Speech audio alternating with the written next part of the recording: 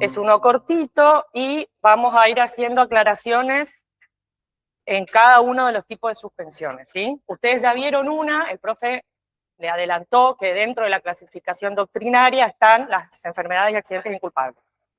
¿Sí? Ahí vimos que se suspendían las prestaciones y ciertas obligaciones entre las partes. En ese caso había deber por parte del empleador de abonar la remuneración. Y ahora vamos a ver algunas causales que ameritan el no pago de la remuneración, otras que sí, en algunas se computa la antigüedad, en otras no. Vamos a ir viendo. ¿Cómo me vas a ir pasando? Entonces, ¿qué es la suspensión del contrato de trabajo? Es la interrupción transitoria de algunas obligaciones y prestaciones de la relación laboral.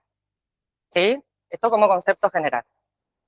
Como características de todas las suspensiones tenemos que siempre son temporarias, tiene que establecerse el inicio y la finalización de la suspensión, e incluso en algunos casos el empleador, como vimos en la clase pasada, está en condiciones de contratar a un trabajador o trabajadora bajo la modalidad de contrato eventual, por ejemplo, cuando está gozando de una licencia por enfermedades o accidentes inculpables, ¿sí? Otra característica es que surgen de una causa imprevista, que puede depender o no de las partes. Por ejemplo, en enfermedades inculpables, le toca al trabajador que si bien no depende de su voluntad, se trata de una causa imprevista. O en el caso del empleador, que puede disponer una suspensión por causas económicas que sí depende de su voluntad. Algunas devengan o no salario, dependiendo la causa que da origen a la suspensión. Así tenemos de nuevo como ejemplo las enfermedades y accidentes inculpables, donde el empleador debe abonar, o en las disciplinarias y económicas que no abona el salario, ¿sí? Otra de las características es que subsisten los deberes de conducta, como los de buena fe y no concurrencia desleal. Se computa o no la antigüedad según los casos. Por ejemplo, chicas, acuérdense que soy Doris, les hablan, la señora se pierde, ¿sí? Se computa o no la antigüedad, tenemos para disciplinarias, por ejemplo, que es por culpa del trabajador, no se computa, o por ejemplo, ante una suspensión ilegítima por parte del empleador, sí se computa. No solamente en ese caso, son ejemplos. Y subsisten los derechos indemnizatorios porque estamos frente a una interrupción transitoria. El vínculo subsiste, ¿sí? Hasta ahí, vamos con lo general. Las suspensiones son las de accidentes y enfermedades, desempeño. Esta voy a hacer una aclaración ya. Cuando hablamos de desempeño de ciertos cargos electivos o representativos gremiales, etcétera, vamos a ver que es la última suspensión que vamos a ver, son dos tipos de cargos. Tenemos los electivos, municipales, provinciales o nacionales, intendente, concejal, diputado, gobernador, presidente, y los de representación gremial, que tienen características, algunas generales, pero después las consecuencias, por ejemplo, el no reintegro o el despido, distintos, porque recordemos que ustedes no vieron todavía el derecho colectivo, al profe le toca dar siempre tutela sindical, pero vamos a adelantar un poquitito. Después tenemos preventiva, económicas, disciplinarias, licencia por maternidad, estado de excedencia, etc. Como verán, conmigo van a ver, creo que son 5 o 6 las que ven conmigo, y después van dando en clases, como ya vieron con el profe, las demás.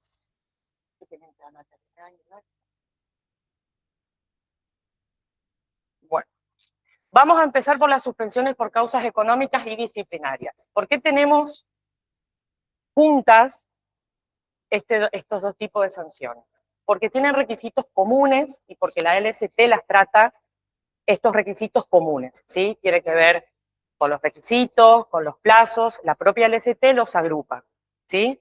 Después vamos a ver causas económicas que a su vez se dividen en dos, en una que no está contemplada en la LST y después vemos disciplinarias. Bien, ¿qué características tienen estos tipos de suspensiones? Primero, diferenciemos qué es falta o disminución de trabajo y fuerza mayor. En una, la falta o disminución, la obligación de dar trabajo se torna difícil. ¿Sí? Al empleador se le complica. Vamos a ver cuáles pueden ser los motivos. Y en la otra, directamente es imposible dar trabajo. ¿Sí? Falta o disminución de trabajo, se le complica al empleador dar ocupación, y en fuerza mayor directamente es imposible. Y después tenemos las disciplinarias, que estas todas tienen como características, primero, que dependen de la decisión unilateral del empleador, y segundo, que el trabajador no va a trabajar y el empleador no abona remuneración. ¿Sí? Bien, el artículo 218 de la LST nos dicen cuáles son los requisitos. Está subido ya el PowerPoint, te digo, para que ya está. Dice suspensiones 2026 porque hay una pequeña modificación de la ley de modernización que no hace, gracias a Dios, a todo lo que ya tenía. ¿Qué número es? Suspensiones, 5, 6, 7. 7, 7. Sí, dice así el título, suspensión. Bueno, hay una sola modificación que vamos a ver más adelante, es una tontera, y aclaré la indemnización agravada al representante gremial, pero después todo igual. Pero dice suspensiones 2026. Bien, ¿cuáles son los requisitos de validez para este tipo de suspensiones? Debe fundarse causa en justa causa o causa justa, debe tener un plazo fijo y debe notificarse por escrito. Estos son los 3 requisitos comunes a estas suspensiones. Vamos a ver que cada una tiene además requisitos propios. Justa causa. Grisolía, de donde hice el apunte, nos dice que efectivamente, como el empleador tiene el deber de dar ocupación, pagar una remuneración y que la relación se desarrolle en el marco de la solidaridad, la colaboración, la buena fe, tiene que existir una justa causa que lo habilite a suspender, sobre todo si no va a abonar la remuneración, ¿sí? Vamos primero con justa causa. Justa causa, parece un trabalengua y parece joda, pero no. Justa causa son estas 3. Falta o disminución de trabajo no imputable al empleador, suspensión disciplinaria o por fuerza mayor debidamente acreditada. Esas son las causales. Ahora, ¿qué pasa? El contenido lo va a dar el empleador. ¿Sí? El empleador para suspender va a alegar una de estas causas, pero el contenido, lo que relate en la suspensión, es lo que, si eventualmente se discute judicialmente, el doctor Mangini va a evaluar si ese relato, más las pruebas aportadas por el empleador, configuran o no alguna de estas causales. Es decir, la LST no nos da un listado de causas, no dice, pueden ser estas. Ahora, el contenido, repito, lo da el empleador, y si se discutiera, es el juez el que va a decidir si efectivamente esa causa configura falta o disminución de trabajo, una sanción disciplinaria, una razón disciplinaria o fuerza mayor. ¿Entiende? Plazo fijo, se debe establecer específicamente su duración. El autor nos dice, lo recomendable es que figure el día que inicia y el día que termina. ¿Sí? Además, vamos a ver que la LST para estas suspensiones prevé plazos en año aniversario para cada una en particular y todas en conjunto. Y la notificación por escrito, generalmente la va a hacer por carta documento, telegrama, incluso lo puede hacer con un escribano, y si le otorga una nota, por ejemplo, en el lugar del trabajo al trabajador, notificándole que lo va a suspender, tiene que ser firmada y tiene que ser recibida por el trabajador. Si no es recibida por el trabajador, es nula la notificación. Notificación, ustedes habrán visto en varios temas que siempre usamos esta frase, que lo que estemos notificando llega a la esfera de conocimiento. Recordemos entonces que necesitamos tener actualizado, sean ustedes empleadores, contadores del empleador o trabajadores, actualizado el domicilio, ¿sí? Del trabajador o trabajadora. ¿Por qué? Porque esta notificación, salvo que la entregue en mano y el trabajador la reciba, o sea, con un escribano público que se constituye en el lugar de trabajo, necesita, si es por telegrama o carta documento, que llegue, ¿sí?, a la esfera de conocimiento. Y esto es importante porque a partir del momento en que llega a la esfera de conocimiento del trabajador, empieza a correr el plazo, el día posterior, empieza a correr el plazo de los 30 días que tiene para impugnar el trabajador esa suspensión. Adelanto un poquito, pero para que no quede colgado. ¿Cuáles son los plazos máximos? Primera aclaración. el año que se toma no es el calendario, no es el 1 de enero al 31 de diciembre, ¿sí? Se tiene en cuenta la última suspensión efectuada al trabajador o trabajadora, de ahí se cuenta para atrás, ¿sí? Es un año aniversario. ¿Qué nos dice la LST? Que el empleador puede suspender por falta o disminución de trabajo por 30 días en año aniversario, por razones disciplinarias 30 días, por fuerza mayor 75 y todas en conjunto 90. Bien, la forma práctica de computar esto, como les acabo de decir, es ver la última sanción y miramos para atrás, o sea, si es hoy es 20 de abril. 20 de abril, para ver si no nos excedemos en los plazos, porque tiene consecuencias si nos excedemos de estos plazos máximos legales, vamos al 20 de abril del 2025 y vemos en ese plazo si hemos ocupado alguno de estos días previstos para alguno de este tipo de suspensiones. Por ejemplo, si el empleador suspende por 30 días por razones disciplinarias y lo suspende por 45 por fuerza mayor, no es que le quedan 30 por fuerza mayor y 30 por razones, por falta o disminución, porque son 90 en total. De este ejemplo le van a quedar solo 15 días si quisiera suspenderlo por falta o disminución o por fuerza mayor. Si llegara a excederse, tiene consecuencias. Entonces, repito, son 30, 30 y 75 y en total 90. No se puede pasar de esos 90. ¿Sí? ¿Se entendió cómo es el cómputo? Bien, acá tenemos la consecuencia, el artículo 222 y el 223. Nos hablan de situaciones distintas, pero terminan resolviendo, o la consecuencia de excederse en los plazos es la misma que si el empleador no cumpliera con alguno de los requisitos que les acabo de decir. Justa causa, plazo cierto o notificación por escrito. ¿Cuál es esa consecuencia? Si el empleador se excede en esos 90 días, o en particular 30, 30, 75, y el trabajador impugna, cuestiona en tiempo de manera veloz, de manera personal, rápida, lo que tiene ahí es el trabajador derecho a considerarse despedido o a reclamar los salarios caídos, ¿sí? Esos salarios de suspensión por haber excedido el tiempo. El 2022 nos habla de excederse en los plazos y el 2023 nos habla de que no cumple alguno de los requisitos, pero repito, las consecuencias son las mismas, ¿sí?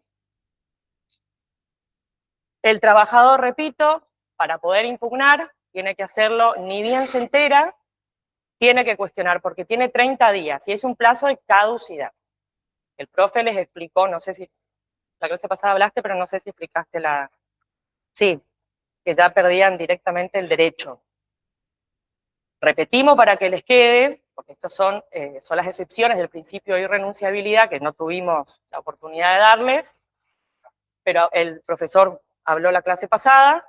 La caducidad es el tiempo, el transcurso del tiempo, que en este caso es más corto que el de prescripción, y tiene como característica que pasados esos días, que son 30 en este caso, se consiente la sanción, y no tiene forma de rever la medida si no lo hizo en ese lapso previsto. ¿Sí? Pierde el derecho directamente. ¿Sí? En el otro habíamos visto prescripción, pierde la acción, podría pagarle una obligación natural, entonces que no me voy a meter ahí. Pero bueno, es importante, repito, porque ese es el plazo para cuestionar. Si ustedes dejan pasar, queda firme la suspensión. ¿Sí? En el caso de suspensiones disciplinarias, la LST expresamente habla de 30 días, artículo 67 creo. En el caso de económicas, habla de plazo cierto, pero no nos dice cuánto. El autor entonces nos dirá que tiene que ser un plazo razonable y considera que ese plazo razonable también son 30 días. Vamos a ver que en las suspensiones, en las demás, que no tienen alguna cuestión de temporalidad, vamos a ver la preventiva, que depende de otra causa, generalmente se usan los 30 días como este plazo razonable. ¿Sí? ¿Vamos bien hasta acá? Bien. Suspensiones por causas económicas. Dejamos disciplinarias. Hasta lo que vimos recién era, en términos generales, lo que engloba económicas y disciplinarias en cuanto a requisitos y consecuencias. Ahora nos quedamos en económicas. también en general. La LST tampoco nos va a decir, como pasa con injurias, no nos dice, no nos da un listado de cuáles son las causales o cuáles son las injurias en el caso de lunes que viene sea eso. Sino que, bueno, después el contenido lo da la jurisprudencia. En efecto, Grisolía lo que dice es que en las suspensiones por razones económicas, la jurisprudencia ha sido muy restrictiva respecto a las causales que motiven este tipo de suspensiones. ¿Por qué?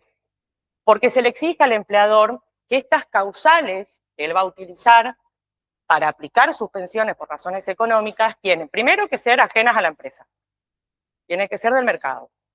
Él tuvo que haber previsto, y sí, no tiene que ser imputable a él, no tiene que haber habido dolo ni culpa, y tiene que ser imprevisible o previsto que no pudo evitarlo, ¿sí? Ese es, por ejemplo, el concepto de fuerza mayor. Que por ahí, no sé, ahora no tenemos más servicio meteorológico por la noche, por ejemplo. Ayer me miré un programa, no les voy a contar. Pero, por ejemplo, el servicio meteorológico, ahora está, no sé si escucharon, están con problemas de despidos, no tienen guardias, y eso interrumpe, por ejemplo, todo lo que es tráfico aéreo, porque los vuelos no pueden salir si no tienen datos oficiales del servicio meteorológico, así que no hay vuelos nocturnos. Y por primera vez en la historia desde su creación, 80 años tiene, hacen un paro por esto. Bueno, eso, por ejemplo. Sí, después tenemos el INTI, yo estoy preocupada, chicos. La carne de burro está prohibida por el Código Alimentario. No importa. ¿Sí? No sé cómo vamos a exportar eso a Chile, porque nadie puede hacer un... No importa, no me dejen hablar, vos hacen eso. Suspensiones. Bueno, les decía, esta situación, esto que tiene que ser, repito, ajeno al giro empresarial, ajeno a la actividad, el empresario no pudo haber previsto, no se le pudo haber ocurrido, no sé, pensemos en la pandemia, si bien es más para fuerza mayor, pero pensemos en situaciones donde el empresario hizo todo lo que tenía que hacer y así todo, tácate. Por ejemplo, vamos a ver que le puede pasar que la actividad principal que desarrolla la empresa es prohibida por un decreto del Ejecutivo. No pudo haberlo previsto. O su materia prima fundamental, prohibido importar. O su cliente principal lo deja en Pampa, ¿cómo es la frase? Pampa y la vía. Todas esas situaciones le exceden, no dependen de él, no tiene la culpa, la decisión viene de afuera, puede ser del mercado, puede ser una decisión gubernamental, que no la pudo prever o que la pudo prever pero no la pudo evitar. Decía lo del servicio meteorológico porque puede ser que avisen, hay riesgo de tsunami, ¿y qué va a hacer? A lo sumo podrá pedirle a los trabajadores que vayan a su casa, guardar maquinaria importante, pero más que eso no puede hacer, ¿sí? Entonces, repetimos, el empleador va a suspender, después vamos a ver que hay pasos previos para esto, no es tan fácil, no es que un día dice listo, suspendo y se terminó, pero la causal tiene que ser bien descriptiva, no puede decir el país se va a pique. Y bueno, capo, vos tenés que asegurar, es parte del riesgo empresario, prever este tipo de situaciones. No puede alegar eso, una falla no. Sí, una conmoción interna. Pensemos 2001, ¿no? 2001, que fue un caos civil en las calles, con saqueos, con muertes, con represión, etcétera. Bueno, es un estado de conmoción interna. Sí, obviamente podés suspender. Y sí, va a ser fuerza mayor incluso. Pero bueno, si se llegara a cuestionar la medida, va a ser el juez o la jueza el que determine si efectivamente ese contenido se subsume o no en una de estas causales económicas. Otra cosa que nos va a decir la LST es que hay un orden de prioridad para suspender que el empleador debe respetar. Por eso le subrayé, le puse en negrita la palabra debe. No es si quiere, es debe, es obligatorio. ¿Qué tiene que hacer? Va a comenzar por el personal menos antiguo dentro de cada especialidad y después va a tener que ver dentro del semestre quiénes ingresaron y ver quiénes tienen menos carga de familia y a esos los va a despedir primero. No tomamos año calendario, sino año aniversario. ¿Sí? El momento que entró, ahí contamos los 6 meses. Cargas de familias es un concepto amplio que yo hace mucho no lo doy, que está en obras sociales. Les puse la ley, es la 23660, artículos creo que 8 y 9, o por ahí, sí, 8 y 9.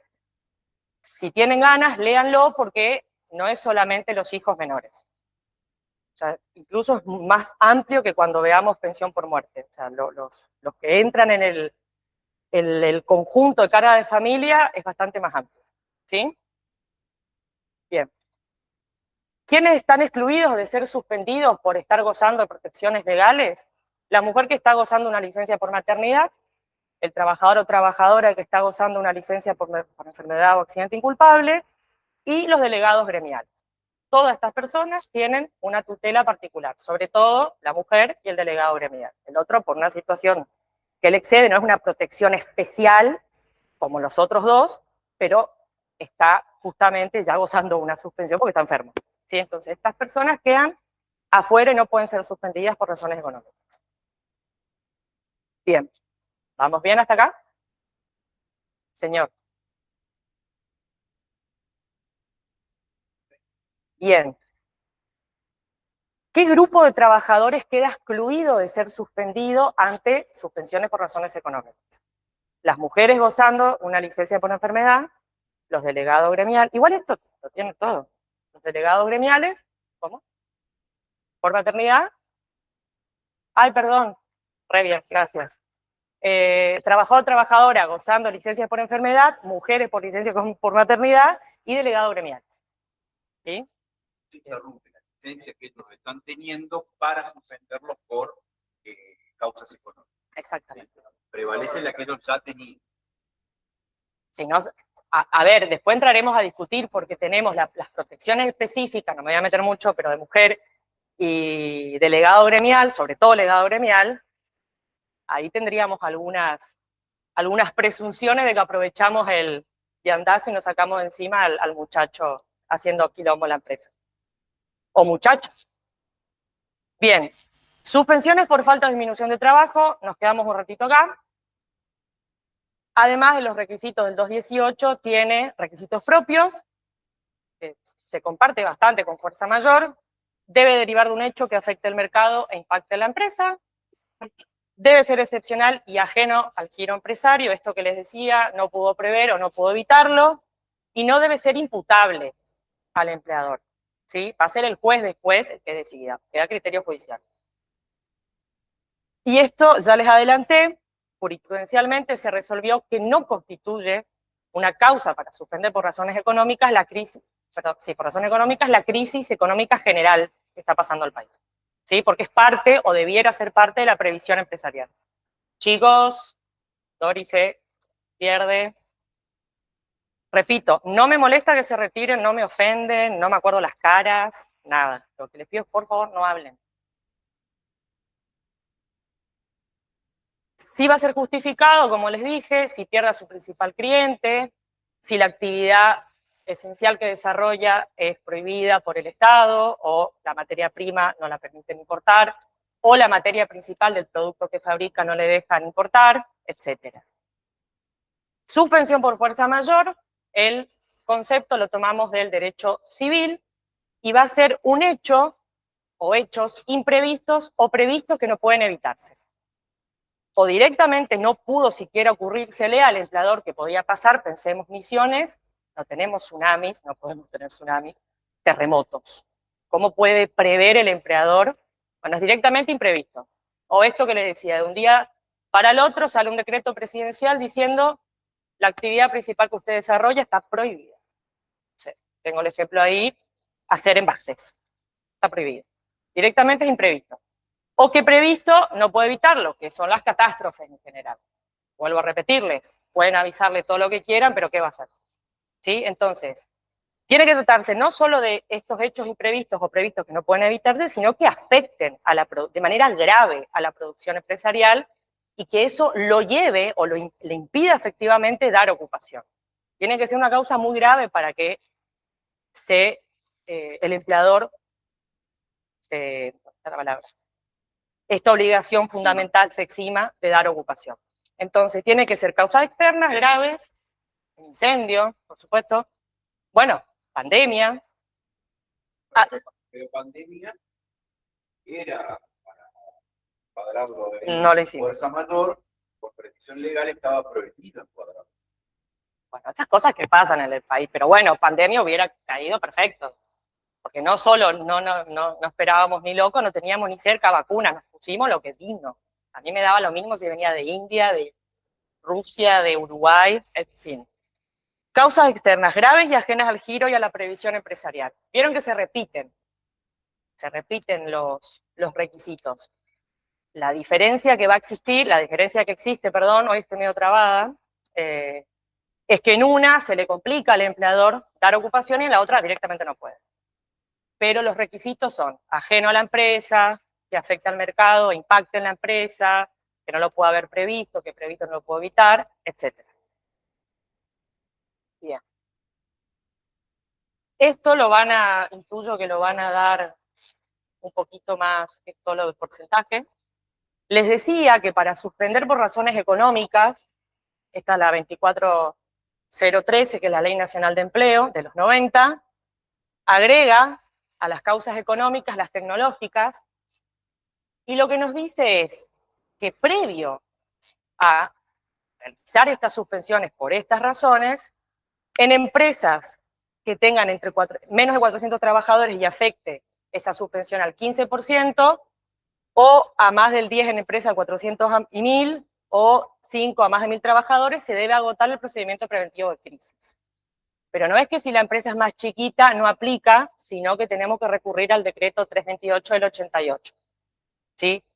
El motivo es el mismo, es hacer que intervenga el sindicato, después van a ver con el profe cuáles son los requisitos, pero esto no quiere decir que el empleador no es que se levante y dice, bueno, la verdad que estoy muerto, suspendo, ¿sí? No toma la decisión así, ¿sí? ¿Qué pasa también, o cuándo aplicamos también el procedimiento preventivo? Cuando una empresa que está en crisis, por estas razones, se le debiera aplicar un convenio, pero esta empresa está en crisis. Entonces, las partes signatarias de ese convenio tienen que tener un título aparte para poder aplicar ese convenio a esta empresa en crisis. Ese instrumento debe hacerse entre las partes por escrito, por supuesto, y debe tener un tiempo previsto, ¿sí? Es decir, no dejamos de aplicar ese convenio que aplicaríamos a la empresa por la actividad que desarrolla, sino que le dedicamos un título por las razones particulares que está pasando, ¿sí? Y quedan excluidos los que están en periodo de prueba, los trabajadores de la construcción y de casas particulares. ¿Bien económicas hasta acá? ¿Sí? Igual, usé el fin de semana, me acordé del doctor, mi jefe también me obliga a usar inteligencia artificial. Sí, sí, estoy obligada. Usé, no, vos no, pero vos no sos mi jefe, vos sos un poquito mi jefe. Pero mi jefe, y mi jefe, ponele, Claro, mi el jefe también me obliga. Bueno, es un poco mi jefe él igual, es un poco mi jefe. Sí, sí, sí, sos mi jefe académico, está por arriba, sí, bien. Pero mi otro jefe me obliga y me puse a usar Notebook LM, que fue lo recomendado por el profe, y subí, como efectivamente les dijo el profe, ustedes suben la fuente sobre la cual analiza. Yo estaba fascinada, le llené de cosas, pobre, tiene nombre y todo, por supuesto. Es que estoy ahora con uno solo. Es que necesito que sea uno solo, porque solamente régimen penal juvenil y accidente. Bueno, y eso. todo sobre Sí, sí, sí, es un quilombo hermoso, y la verdad que es útil. O sea, realmente, por ejemplo, ¿por qué me salió esto? Suben este PowerPoint y le piden que les haga un mapa conceptual o un dibujito. No estoy, yo soy malísima haciendo. ¿Se acuerdan cuando nos enseñan? No sé si ustedes son mucho más chicos, pero no sé qué materia era que nos obligaban a hacer estos cositos con globitos, flechitas, ¿cómo se llama? Mapa conceptual. Malísima, yo ponía todo. O sea, era exactamente que leyera en la hoja. O sea, no tenía capacidad de resumen, nada. Esto es buenísimo, chicos, así que úsenlo. Por ejemplo, para esto, igual al final hay un cuadrito donde le va separando Lo que pasa es que empezamos con características generales de todas las suspensiones, características generales de económica disciplinaria, solo de económica, y ahí pasamos a cada una. Eso fue lo que pasó. Y nos queda una económica todavía que no está expresamente receptada, mejor dicho, en la LST, pero Grisolía dice que nuestra ley de contrato de trabajo tangencialmente la toca, que es el 223 bis, que si bien se refiere a las compensaciones complementarias no remunerativas, podemos sacar de esto este tipo de suspensión, que es la suspensión económica concertada.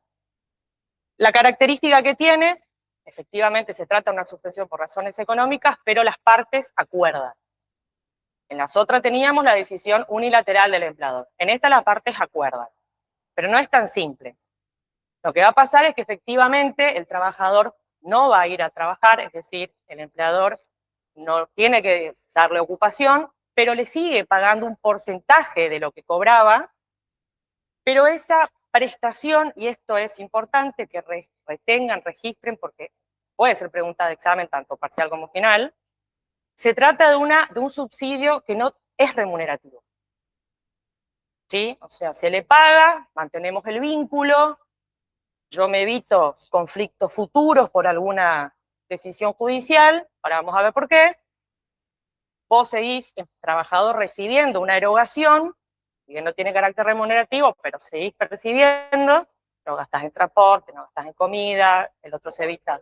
Sí, sí, exactamente. Pero para evitar todos estos problemas que podría tener el empleador si solamente negocia con el trabajador, metemos a la asociación sindical que lo representa. ¿Sí? Y ese acuerdo tiene que ser homologado. ¿Sí? Por el ministerio, para evitar esto que les digo. Después que haya algún tipo...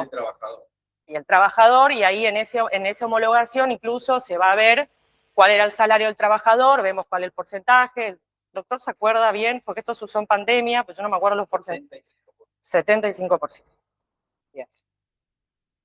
La reglamentación iba diciendo cómo iba, cada tantos meses se iba volviendo a ver, etcétera. Pero en pandemia este fue el artículo que se utilizó para mantener las fuentes de trabajo. ¿Sí?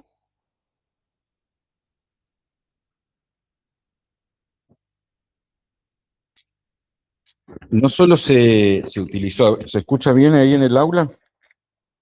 No solo se utilizó en pandemia, sino que se desvirtuó un poco porque se pretendió que no era necesaria la conformidad del trabajador. Y esto fue fuente de conflictos. Porque el 223 bis exige que el trabajador consienta esa suspensión. Es concertada. No es solo con el sindicato que tiene que acordar la suspensión. Se relaciona con lo económico, tiene que ver con motivos de crisis. Esto fue muy utilizado en los 90 en la industria automotriz. Suspendían aparte, ahora se vuelve a reeditar esto, suspenden aparte del plantel porque bajan la producción, entonces ya no necesitan tantos trabajadores activos y los van rotando en estas suspensiones en las que se paga una parte de salario, se mantienen las cargas sociales y sindicales, pero ya no es remunerativo, no se hacen aportes sobre esto. Entonces, baja un poco el costo del empleador, mantiene ciertas prestaciones del trabajador y no concurre a trabajar en este periodo. En pandemia, bueno, se intentó recurrir a esto para darle algún marco y tratar de homogeneizar la situación de los trabajadores. El empleador seguía manteniendo la obligación de pagar el sueldo según la normativa específica de pandemia, pero no tenía ingresos, la actividad estaba paralizada, se buscó como poner en un intermedio, pero forzaban a todos los trabajadores a que encuadren en este marco. Y a veces ni siquiera se respetaba el marco. El marco del 75% del salario venía de el acuerdo marco entre la CGT y la UIA, que es un sector, ¿no? La Unión Industrial y la CGT, representación de los trabajadores.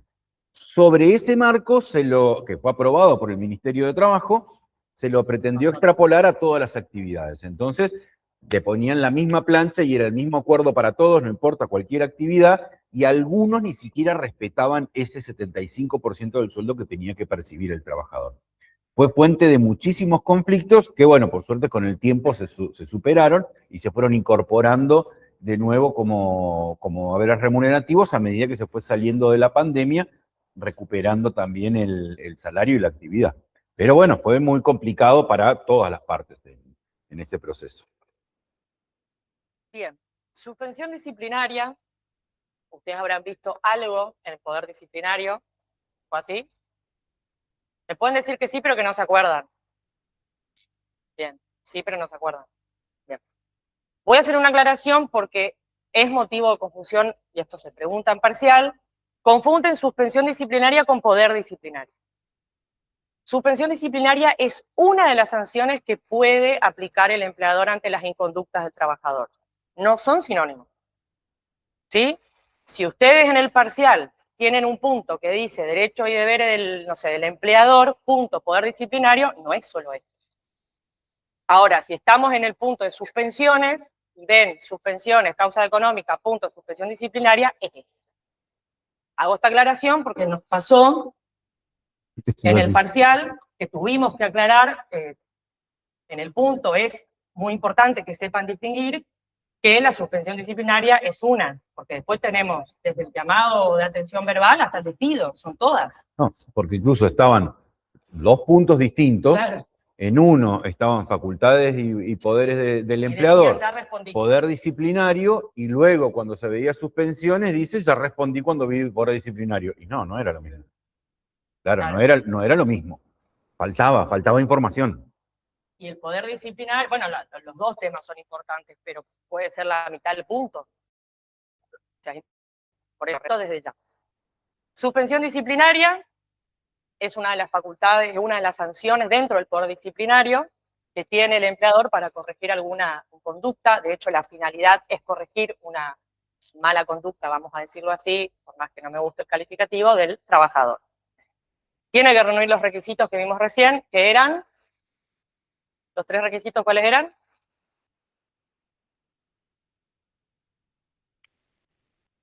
Hay que leerlo más, está todo. Acá viene la única modificación. El artículo 220 en su párrafo segundo nos remite al artículo 67, que es el que nos habla de este plazo de 30 días, y el 68 nos habla de algunas fuentes y la frase final, que creo que el profe había dicho en su primera clase, donde mandaba un deber de conducta, unas pautas de conducta al final del viejo artículo 68, que era, bueno, tengamos en cuenta la actividad de la empresa, pero respetando la dignidad del trabajador, no seamos abusivos, bueno, eso sacaron. Y también sacaron de las fuentes los consejos o sea, es decir, las suspensiones disciplinarias podía ser que se trataran de sanciones que ya eran usos y costumbres de la empresa, ¿no? Que eran consejos de empresa, incluso podrían haber tenido un reglamento interno. Bueno, eso sacaron de la fuente. Entonces, la redacción quedó sin estos dos como fuente y quitaron esta frase que era un pedido del legislador, sobre todo al empleador, de decir, está bien, miremos la actividad de la empresa, pero cuidemos la dignidad, no seamos abusivos. Bueno, eso sacaron. Eso es más de tinte ideológico, no tienen, como decía el profe. Igual el juez, si se llega a discutir, va a mirar eso. O sea, no hace falta que esté o no en una ley. Pero bueno, eso sacaron. Porque además, sí, ya lo aprendí. Se pretende una aplicación irrestricta por parte del empleador, porque solamente debe fijarse a las condiciones de la ley, estatutos y convenciones colectivas, como si las otras dejaran de existir consejos de empresa o reglamentos internos y no limitaren la autonomía de la voluntad de la parte por decisión de la propia parte, del propio empleador. Los reglamentos de empresa que dicta el empleador sujetan a los trabajadores, les ponen las normas que vamos a aplicar en esta empresa, pero a él también lo condicionan, porque establece cuáles son las normas en las que nos vamos a regir en esta empresa. Entonces no podemos decir, a ver, ponemos una determinada norma de conducta que después no la voy a cumplir yo. Entonces, no tiene mucha lógica la limitación que pretende ampliar las facultades del empleador, pero siempre estas facultades deben ejercerse dentro de un marco razonable, que era lo que ponía la norma antes, cuando decía que deberá satisfacer las exigencias de la organización el respeto a la dignidad del trabajador, derechos patrimoniales, excluyendo el abuso del derecho. Y el abuso del derecho está regulado por el Código Civil. O sea, no está permitido en ningún ámbito jurídico en nuestro ordenamiento jurídico. ¿Sí? El abuso de una norma, porque decir, es la letra de la ley, y por eso te aprovechás y te abusás de la otra parte, vulnerás sus derechos con una pretensa sujeción a la norma de la ley, no tiene cabida en el derecho. El juez cuando analiza valora esto, lo hace en cualquier contrato civil, lo hace más en el contrato de trabajo, a razón del principio protectorio. ¿Sí? O sea que borren no tiene demasiada implicancia en la realidad y no la va a tener en los hechos en la práctica judicial. De hecho, la vez pasada habíamos hablado de primacía y para esto podemos retomar el de equidad, que es efectivamente cuando el juez aplica, mejor dicho, interpreta una norma que por aplicar la letra muerta de la ley puede causar un resultado disvalioso, aparece el principio de equidad donde le dice al juez, usted no tiene solo que aplicar la letra escrita, lo que está escrito en la ley. Si esto va a causar un resultado disvalioso, usted tendrá que ser más amplio y fallar de manera más justa, ¿sí? Y viendo, me encanta, el espíritu de la ley, que ahí tendríamos que ir a la discusión en diputados, no sé, la versión taquigráfica, pero hay un principio específico, si bien está en todas las ramas del derecho, en el derecho laboral adquiere vital importancia por esto. O sea, existe un principio que le dice al intérprete de la norma, el juez, usted no puede aplicar solo lo que dice la ley. Si con usted esto va a generar un resultado disvalioso más allá de lo que la norma prevé, tendrá que ir al espíritu de la norma. ¿Sí? O sea, tenemos todo el tiempo mecanismos para sortear estas cosas. O no tan cosas. Por eso.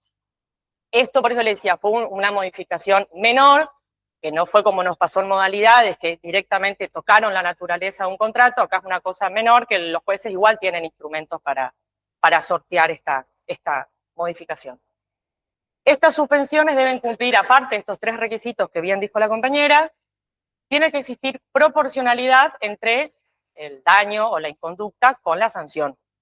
Y en este caso tenemos que valorar los antecedentes del trabajador o trabajadora. ¿Sí? A ver, no es lo mismo un trabajador que tiene 20 años de antigüedad y que tiene 3 inasistencias en su vida a un joven o una joven que trabaja hace un año y tiene 15. ¿Sí? O sea, los antecedentes son importantes en vistas a este requisito que es la proporcionalidad. El profe tiene un montón de ejemplos, que a mí me encanta cuando da los ejemplos porque son absurdos y pasaron. El que más me gusta es el del colectivero que robaba. Eso me mató, pero eso ahora le dejo al profe. Les va a dar el ejemplo y mirando todos los requisitos. Bueno, también en injurias, tiene que ser contemporánea la falta. Esto quiere decir, si el empleador toma conocimiento que el trabajador o trabajadora en su empresa cometió una falta, incumplió alguna obligación contractual, y pretende, porque puede no sancionarlo, no es una obligación. Recordemos que son derechos y deberes. No le dice, usted está obligado a sancionarlo. Si él consiente alguna actitud, tema de él. Lo que pasa es que después no puede decirle, no, porque vos hiciste el año pasado. Y no estoy notificando, no podés contar. A vos te hará mal, pero no está. Toma conocimiento, pretende sancionarlo, debe ser contemporáneo. Salvo que no haya tenido conocimiento. No sé, voy a ser muy drástica, pero para que se entienda, un trabajador acosaba a una compañera con tocamientos indebidos en el baño. Estuvo así 3 meses. Hasta que un día nadie sabía nada, un día va y le dice, che, mirá las cámaras. Bueno, ahí recién va a actuar, porque no tenía conocimiento. ¿Sí? Después discutimos si podemos, porque tenemos la suspensión preventiva, que ahí tenemos que hacer otra diferenciación, pero se refiere a eso la contemporaneidad. ¿Sí? Toma conocimiento, pretende sancionarlo, lo sanciona. ¿Sí? Y no duplicar sanciones. Y acá está bueno aclarar, porque me dirán, pero tenemos que ver los antecedentes. Sí, pero como antecedentes. Llamamos como eso, en el recorrido que va a hacer, y suponiendo que lo fue sancionando. Bueno, vos tenés un montón de faltas injustificadas. La primera vez te llamé la atención por WhatsApp.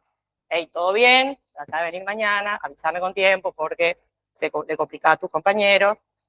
Semana siguiente de nuevo, por escrito, para legajo, firma, y así, para en ascenso. No es que sancionamos lo que ya estaba sancionado, sino que fue creyendo la conducta, eso quiere decir, ¿sí? Pero no duplicamos. Si el ejemplo que daba el profe, ¿lo querés contar vos, el que choreaba? Yo no me acuerdo muy bien. Creo que era un era un colectivero que literalmente lo encontraron robando con manguera combustible de una unidad. Y en ese momento el empleador no decidió despedirlo. Tenía más que causales como para decir, o imputarle un delito penal, o por lo menos decirle perdí la confianza. Por lo menos, o sea, podía o imputarle un delito o una injuria contractual. Y decidió no hacerlo. Pasó un tiempo, lo sancionan por llegar tarde a una parada o antes, no me acuerdo cómo era, si era más tarde, y otra más, y una ya, no sé, a un pasajero. Eso. Y por eso lo... Claro, y lo termina despidiendo por las otras, por estas cosas por ahí bastante menores, y por lo otro... No, bueno, pero vos robaste. Bueno, pero vos me sancionaste ya por eso. No me despediste. Ahora por esto me vas a despedir. No sé cómo resolviste. Sí. Ah. ¿Y qué se reincorporó? No. Se consideró despedido. Estaba mal armado. Por eso ustedes, que probablemente sean ustedes, instrumentaron incorrectamente. El prontuario que tenía, eso tenía podía haber tomado un montón de sanciones que hubo hechos muy graves que con el paraético, bueno, yo lo pongo en contexto y digo, acá los suspendo por 15 días. Acá le dan un apercibimiento. Es el caso. Ya, uno oscilante la conducta del empleador, pues después por una falta menor, yo lo que le estaba robando, una falta menor lo de esta no es grave. Esta falta era una sanción menor. No podés romper el vínculo por esta falta menor. Y volví a delatar. Ahora, no es. Recordemos al principio que el artículo 18 nos dice cuáles son los requisitos, y cuando nos habla de justa causa repetimos el contenido, que es lo que está diciendo el profe.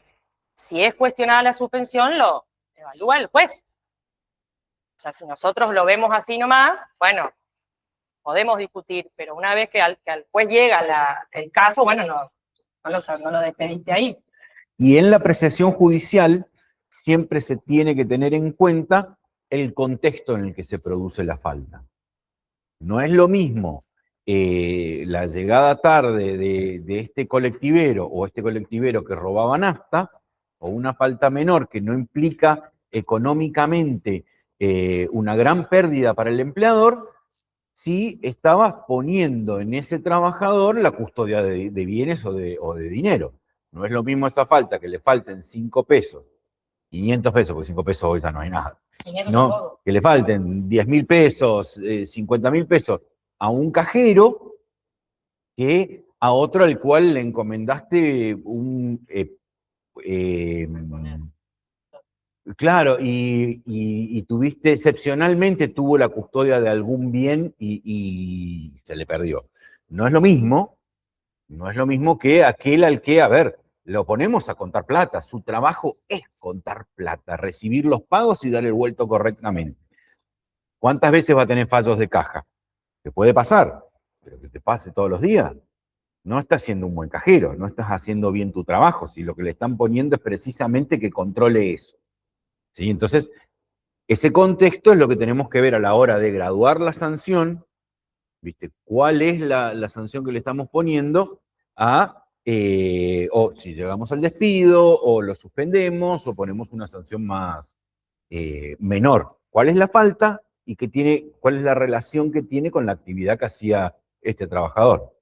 Yo cuando entré a trabajar al Poder Judicial fue en la Instrucción 7 en el 2011, y tuvimos una causa, terminó teniendo la causa penal, he contado varias veces, era la tesorera, creo, pero era un cargo de esos que tenía en sus roles, era la custodia del dinero del Hiperlibertad, y se iba robando centavos, años estuvo, centavitos. Imagínense, aparecieron con 18.000 memorias externas. Yo recién recibí abogada, apenas me recibí abogada. ¿Qué podía hacer? Bueno, las memorias externas porque había que hacer una pericia contable. Y no teníamos perito. Les aviso, se complica ahí. Pero fue un robo hormiga. Un robo hormiga que, pobre, el abogado iba todos los días a pedirnos que avanzáramos y le decimos, ya pedimos perito contable, pero nadie viene, nadie asume el... Claro, porque imagínense hacer una pericia de ese tipo. Ustedes lo tienen que, yo pienso, ¿no? Compensar, no sé, son un estudio. Bueno, pero ustedes no hacían sorteo de la lista de peritos, tiene obligación No, de nosotros aceptar. pedimos. Y ninguno aceptaba el cargo, no sé qué pasó. La cosa que meses, pobre el abogado, nos puteaba y le decíamos, pero yo abro la memoria externa, no tengo problema, pero qué sé yo cómo se hace esto. Manejar Pero esa bueno, información. imagínense que en este contexto, en este caso que había, la despidieron, pero al abrir la causa penal, que vamos a ver, estaban sujetos, por eso estaban desesperados. Porque la imputaron, o sea, la denunciaron por este delito, y tenían que esperar a ver qué pasaba. Y la instrucción puede durar 3, 4 años, y después va al tribunal que puede durar 3, 4 años. Y si es indetenido, no entra en nuestro cronograma de debate. O sea, físicamente no podemos, imagínense. Bien. Vimos, no puede exceder de 30 días en un año aniversario. También se puede impugnar, las mismas características que ya vimos, tiene 30 días, tiene que hacerlo de manera personal, rápida, etcétera. Si pasa este tiempo, consiente la medida, y está prohibido como sanción modificar las condiciones contractuales, aplicarle una multa o reducirle el salario. ¿Sí? ¿Cómo? Chas, no la podés, perdés la confianza, como decía el profe, este contexto. Por eso no es tan simple, porque vos tenés que ver qué función cumplía. Sí, totalmente podés, pero si vos, empleador, no perdés la confianza. Esto, no, para que, me gusta la pregunta, para que charlemos. No piensan eso, te puedo asegurar que un empleador, no. Pero sí, podría reacomodarla, está bien. No era su función. Supónganse Pharmacity. Pharmacity era repositora. La compañera de trabajo cajera, con la función de cajera, le dice, me tengo que ir al baño, cubrime. Y bueno, mete la pata. Sí, es más, ni siquiera necesitaría por ahí relocalizarla. Un error. Ahora, si vos tenés la cámara encima, que la cajera todos los días te hace un movimiento extraño, que también le pasó a una amiga, que terminaron pagando por otro motivo, la despidieron, pero la tenían mal calificada, me quiero adelantar, y terminaron resolviendo de otra manera. O sea, estaba bien despedida porque la cámara la apuntaba haciendo unos movimientos rarísimos en un Pharmacity, en una Pharmacity acá, pero cuando hace la contrademanda la empleadora, dice, o trabajadora, le dice, pero usted me tenía mal calificado. Pero bueno, eso para charlarlo después la clase que viene. Pero sí, por eso hay que apreciar en el caso si es una conducta repetitiva, si tenía a su cargo la caja, etc. Hoy tenemos un montón de medios probatorios. Lastimosamente, a nosotros no, pero muchos trabajos tenés la cámara encima, sobre todo en sector cajas, ¿no? ¿Cuáles son los tipos de sanciones? Llamado a atención verbal, por escrito, apercibimiento, suspensión, es lo que vimos recién, y despido con causa, que es la más grave. Eso les agregué para que vean que lo que acabamos de ver es una de las posibilidades que tiene el empleador. ¿Sí? Sí, señora.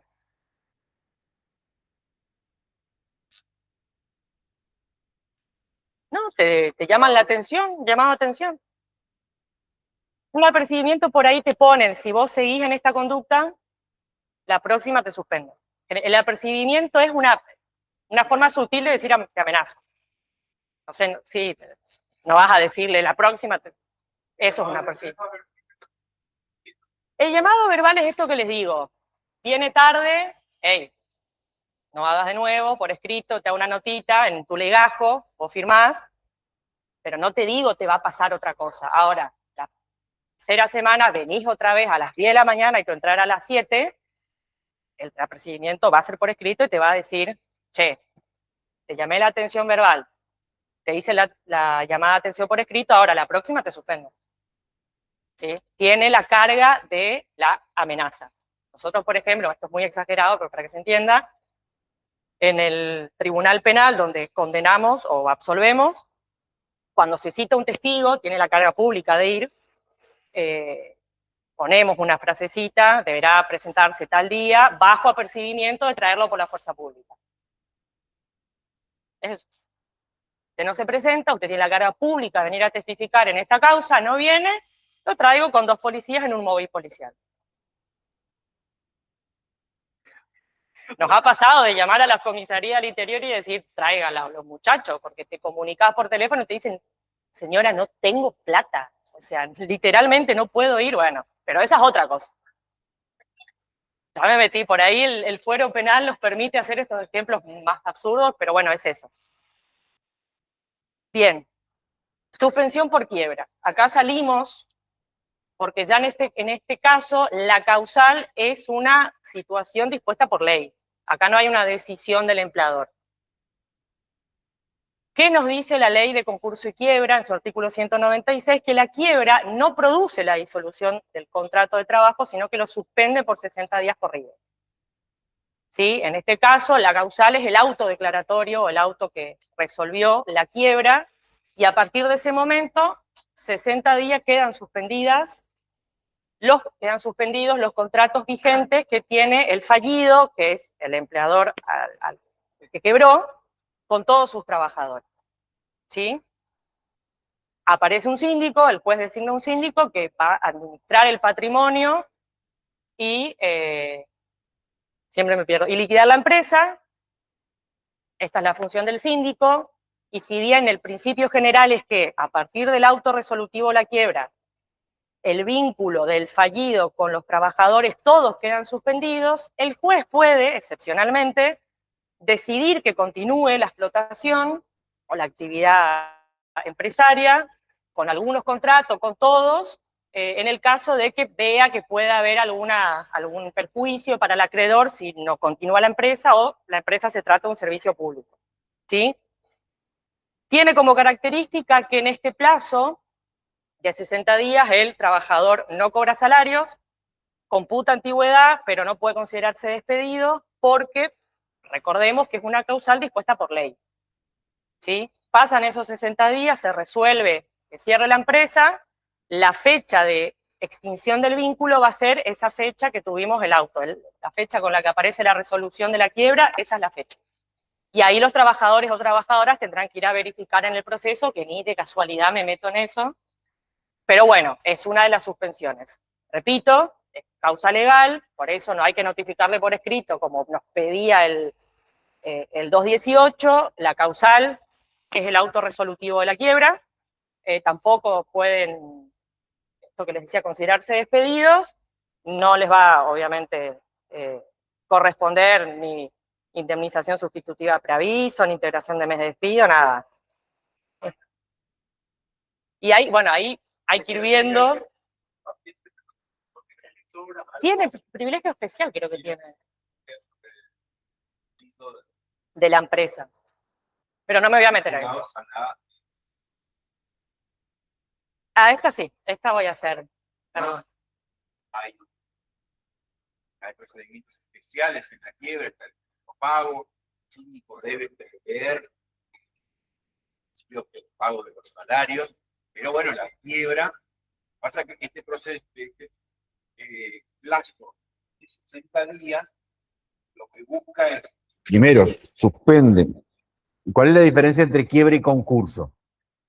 El concurso sigue administrando el propio concursado, pero con un control. Y dice, vamos a ver cómo hago para pagar, porque no puedo pagar mis deudas. La quiebra dice, yo no puedo hacer nada. Y ante la quiebra, el juez le quita la administración de sus bienes al fallido, al quebrado, ¿no? Ahí está la diferencia. Por eso terminan las relaciones. La quiebra extingue el vínculo. es uno de los motivos de extinción del vínculo. Ponen este plazo, en ese plazo el juez analiza si es viable la continuidad de la explotación y se hace un procedimiento de rescate de empresas, salvataje, se llama de empresas, cram down en inglés, donde se intenta continuar. Vieron que tenemos ejemplos de... El hotel, hablábamos, ¿verdad? El que pasó a ser cooperativa. El Hotel Bauen, que ahora lo recuperaron la familia de los dueños, al Bauen, en Buenos Aires. Pero se hacen cooperativas de trabajo normalmente con los trabajadores y a veces logran... Ay, la verdad que no recuerdo cuál habrá sido la primera.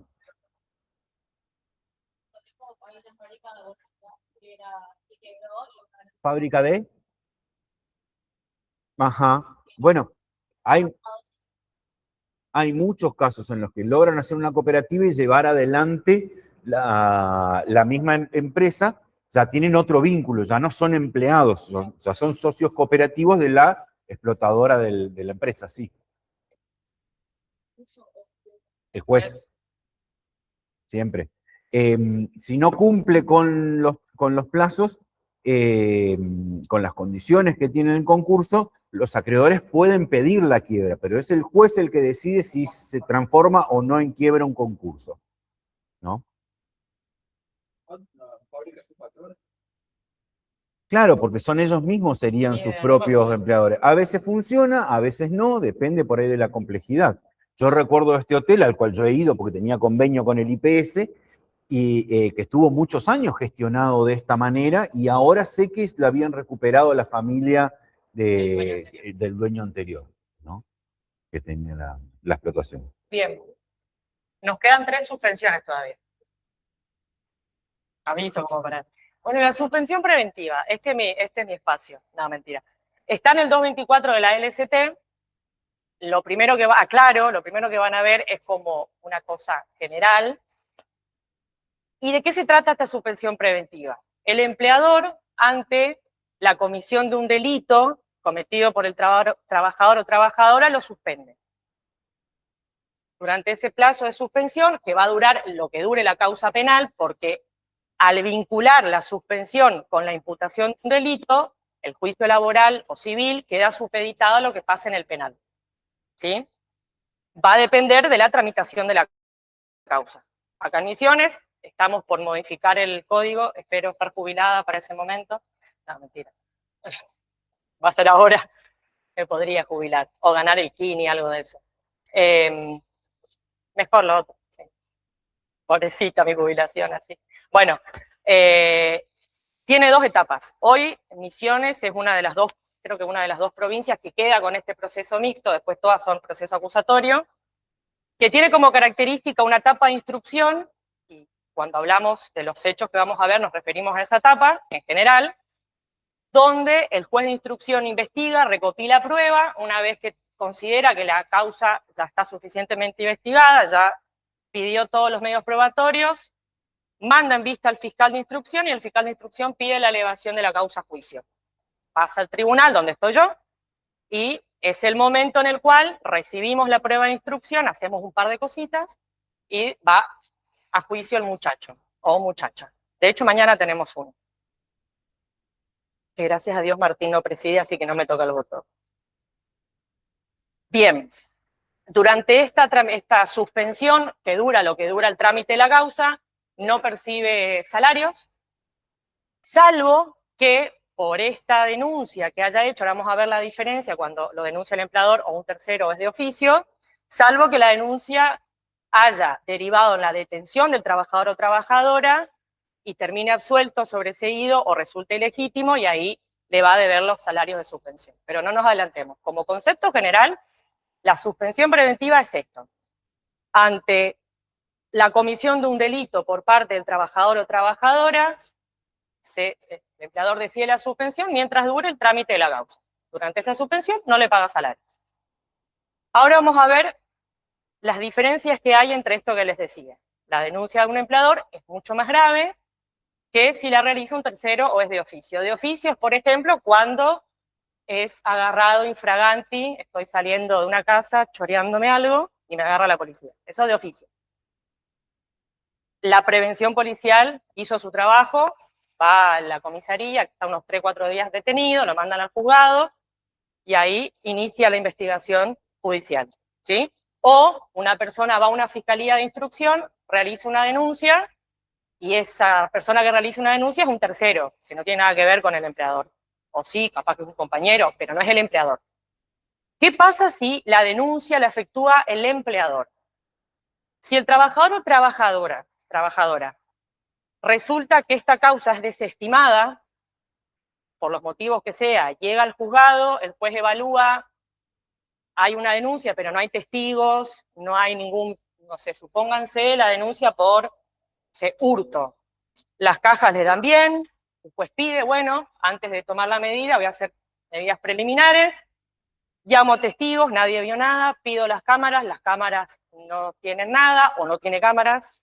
Entonces dice, bueno, yo no puedo avanzar con esto porque a vos no te falta plata, las cámaras no pasa nada, no hay hecho, desestimo. O toma la denuncia, empieza a investigar y decide sobreseer de manera total o definitiva. Si lo sobresee de manera total, la diferencia que hay, termina la causa. Puede ser porque el hecho no lo cometió la persona, supónganse, piensa, hay 2 trabajadores muy parecidos, ven una cámara y dice, me está choreando, y resulta que después el que es imputado dice, pero yo no fui ese día. Yo estaba viendo a River Boca y me saqué una foto. Es el otro. Bueno, el hecho no fue cometido por este, o el hecho no existió, como esto que les decía, o prescribió la causa, o murió el trabajador. Estoy pensando en todas las causales del Código Procesal Penal. Y esto de manera definitiva termina la causa, ¿sí? De manera provisoria, acá en Misiones se llama falta de mérito, lo que le pasa al juez es que no tiene elementos para sobreseerlo definitivamente, pero tampoco para desestimar la causa. Entonces, lo que hace es dictar un sobreseimiento provisorio y decir, bueno, yo voy a seguir, lo sobreseo parcialmente y voy a seguir investigando, le dicto la falta de mérito por 6 meses, y si en estos 6 meses no encuentro prueba, lo voy a sobreseer. Bueno, ante estas situaciones, si esto ocurre, el trabajador se tiene que reincorporar. Y si el empleador no lo quiere reincorporar, le debe, además de los salarios caídos durante la suspensión, una indemnización por el 245, por despido incausado. Por eso es importante, vamos a ver ahora un poquito más adelante, si termino con esto, cuáles pueden ser los carriles que puede seguir una persona que toma conocimiento y capaz no tiene pruebas, pero no me voy a adelantar. Ahora, si es un tercero, esto que les comentaba, la denuncia lo realiza alguien ajeno al empleador, a la policía, a la fiscalía de instrucción, al juzgado, o es de oficio, acá ya es distinto, porque si lo detienen, si no fue detenido, mejor dicho, en principio no puede ser suspendido el trabajador, salvo que el hecho haya tenido, mejor dicho, entidad suficiente para constituir una incuria, no un delito penal. Por ejemplo, no lo vio el empleador robando algo en su empresa, pero lo vio el vecino. ¿Sí? Él no hizo la denuncia penal, pero el vecino le dijo, che, yo lo firmé. Y le hice la denuncia. Bueno, ahí no, lo conveniente, ahora vamos a ver por qué, es lo más probable es que lo suspenda porque le choreó a él. Perdón que hable así, pero el hurto lo cometió en la empresa. ¿Sí? Pero en principio, si no es detenido y tiene una denuncia, no puede ser suspendido, salvo esta situación. Y otra consecuencia distinta a la otra es que si es detenido, la suspensión es válida y no hay derecho posterior del trabajador o trabajadora a pedirle estos salarios caídos y después es absuelto o sobreseído. Porque ya la denuncia no la hizo el empleador. Ya él no puede prever lo que va a hacer alguien de oficio o un tercero. Ya no está vinculada la causa penal con una decisión de él. Está detenido, por obvias razones lo suspende, no puede ir. Ahora, si después termina la causa y es sobreseído o declarado inocente, no le debe los salarios perdidos durante la suspensión, en este caso. Y está detenido. No queda otra, lo suspende. Si vos lo querés mantener, repito, estas son decisiones que las toma el empleador, repetimos siempre, son derechos. Si vos confías tanto en un trabajador tuyo, yo tuve una causa donde le estaban esperando en la municipalidad, tuvo 1 año y 7 meses detenido. y lo largamos y volvió a trabajar la municipalidad. Está bien, ahí el régimen es derecho público, ya no estaríamos dentro de esto, pero el profesor siempre dice algo muy interesante, por ejemplo, cuando recibimos más que nada por ahí cuestionamientos, algunas cuestiones de jornada y eso, el profe dice las prohibiciones están puestas al empleador, no al trabajador. Por ejemplo, en jornada, a ver, las 8 horas máximas son para que ustedes no sean explotadoras. Si vos querés trabajar 25, acá es lo mismo, es un derecho. Y puede hacer. Es absurdo porque, bueno, 25 es... Bueno, Sí, les da el cuerpo o necesitan. Claro, esto es lo mismo, la suspensión, o sea, si fue denunciado, vos es tu trabajador de confianza y la denuncia no tiene nada que ver con su actividad. No sé, suponete que es un programador estrella, no quiero usar la clásica, pero ponerle, los acusan de abuso. No sé, yo no lo querría cerca mío, pero...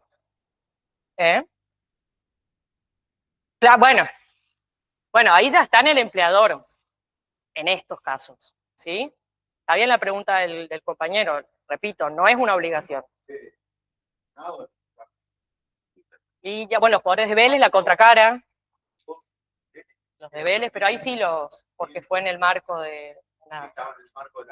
Sí, con la remera de Vélez, evadieron custodia, un montón. Bueno, tienes que, depende, la denuncia la hace un tercero, no el empleador, pero el empleador él no le va a poder exigir que preste el crédito laboral. Casi cuando podés esperar la libertad, el empleador no le quiere volver a dar trabajo. También, sí, pérdida de confianza. Pero ahí sería injuria, por ejemplo. Ahora estamos hablando, por eso no me quiero adelantar porque es importante todo lo que están preguntando, pues nos va a permitir meternos un poquito después de lo que va a ver el profe el lunes que viene. Bueno, avanzo. Esto que vimos, suspensión. Y se refiere generalmente a estos actos que le conté de investigación de la etapa de instrucción, en general. ¿Por qué? Porque esta palabra desestimación y sobreseimiento son de esa etapa. Ya en tribunales, condena, absolución, aparece por ahí alguna, bueno, no importa. Despido directo pasa lo mismo con la suspensión. Si lo despiden vinculando la comisión de un delito con ese despido, tienen que esperar el trámite de la causa penal, el juez laboral va a tener que esperar, y si lo declaran culpable, el despido justificado, nada debe, si es declarado inocente, paga la indemnización por despido injustificado. ¿Qué nos va a decir Grisolía entonces?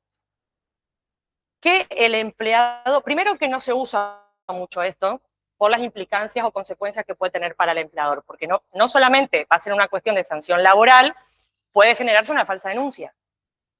¿Sí? Viene la contrademanda, no se habla así en derecho penal, pero para que se entienda. Salgo absuelto porque vos me injuriaste, están las columnas de injuria, vos me injuriaste, ahora yo te inicio un juicio. ¿Sí? Entonces, si vinculamos, repito, la comisión de un delito, sobre todo si la denuncia la hace el empleador o empleadora, después quedamos sujetos a eso y podemos tener no solo consecuencias económicas en el derecho laboral, sino penales. Entonces, Grisolías lo que dice es, ojo, igual pueden despedirlo sin causa, o suspenderlo, en este caso el despido, mejor dicho, despedirlo sin causa, porque una cosa es denunciarlo por un delito penal en las instituciones respectivas, o que ese mismo comportamiento configure una injuria, que no quiere decir que es un delito penal. Esto que les decía, por ejemplo, esta situación, yo no lo quiero denunciar, no tengo pruebas, pero se generó, el profe siempre cuenta lo que se ocupa, perdí la confianza, la falta de diligencia. Tendrá que ver el contexto, qué funciones cumplía el trabajador o trabajadora que pretendo despedir, pero lo que puede hacer, bueno, este hecho, si la verdad que podría denunciarlo, pero dudo, va a durar un montón el trámite de la causa penal. Sin embargo, ese hecho puede constituir una injuria laboral, y eso no lo ata al resultado de la causa penal. ¿Sí? Entonces, Grisolía dice, bueno, este será el camino para evitar después las consecuencias, además de económicas, penales y llegar a ser declarado inocente. ¿Sí? ¿Entendió esto? Al hacer el empleador la denuncia, de la denuncia penal contra el trabajador queda sometido a todas estas vicisitudes que explicó la profe de lo que puede seguir la acción penal, ¿no? Y del resultado, que ya no es controlable para el empleador muchas veces. No depende de él ni el tiempo que va a durar el proceso penal, ni menos aún el resultado, ni siquiera la investigación la puede dirigir él, podrá ofrecer prueba, pero no puede hacer demasiado. Y para el proceso laboral, esto es importante porque tenemos una regla que viene del proceso del derecho civil, donde el legislador regula cuáles son las facultades que tiene uno y otro juez, ¿no?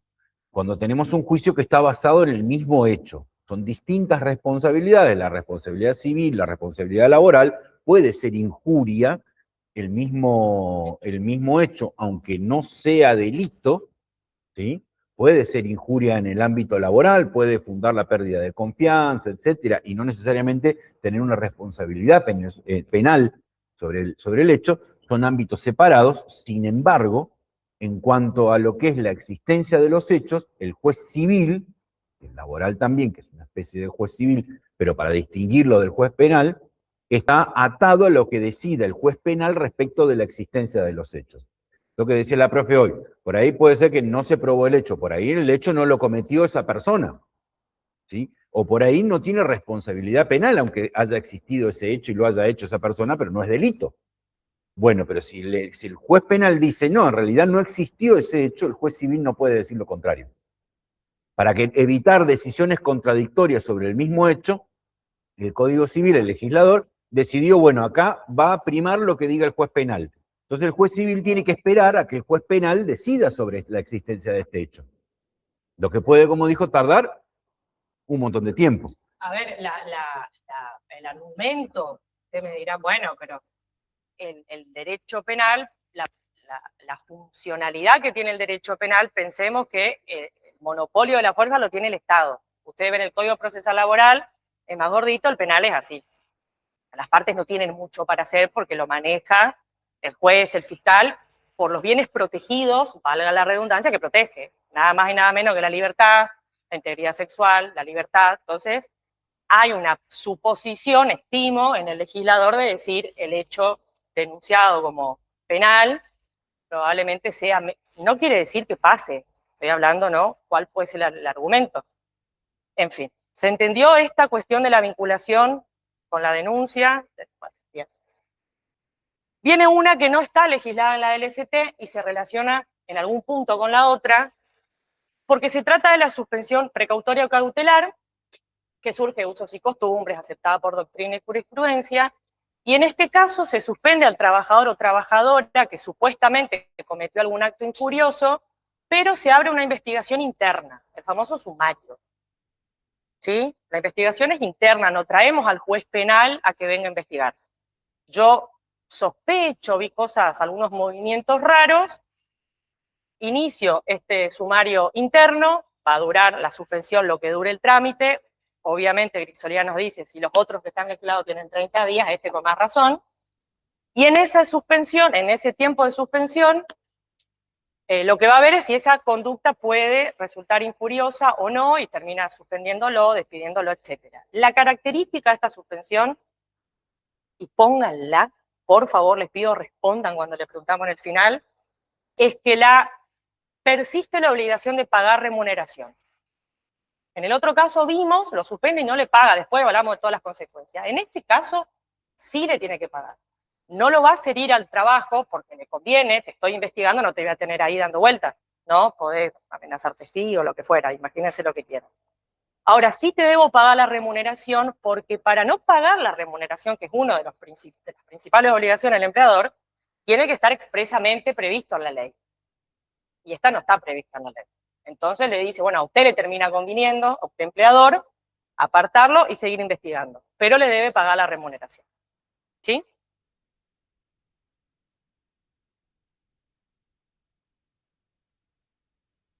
Y la última, suspensión por desempeños de cargos electivos o gremiales. Esto les había adelantado y estemos atentos. Lo primero es general. como nos gusta siempre a los abogados. Hablamos general y después vienen las 300 excepciones. Se trata esta suspensión de una licencia sin goce de haberes prevista para aquellas personas que fueron elegidas, como les decía, por cargos electivos provinciales, nacionales, o no electivos, cargos, sí electivos, mejor dicho, porque específicamente dice la norma. ¿Qué quiere decir? Fuiste elegida concejala, diputada, senadora, presidenta, presidente, lo que quieran. Está previsto esa licencia sin goce de haberes para ese tipo de cargos, así como aquellos que fueron designados representantes gremiales, delegados de empresa, etc. Hasta ahora vamos a ver lo principal, después vemos las diferencias. En los dos casos, le debe esta licencia sin goce de haberes y le debe reservar el puesto 30 días después de vencido el plazo de sus funciones. ¿Sí? Ese plazo, y durante sus funciones, en este caso, el electivo, lo que tiene característico es computa como antigüedad, pero no usamos para ver el promedio de remuneraciones. ¿Por qué no usamos? ¿Por qué no sirve para computar antigüedad, pero no remuneraciones? Re simple, o sea, después que uno les dice, dicen, y sí. Porque no les paga al empleador esa etapa. No, vos dijiste si no acuerdan nada. Bueno, no te escuché, perdón. Te entendí, no acuerdan nada. Como dijo el compañero entonces, yo no lo escuché, se van de presidente. ¿Quién le va a pagar el empleador?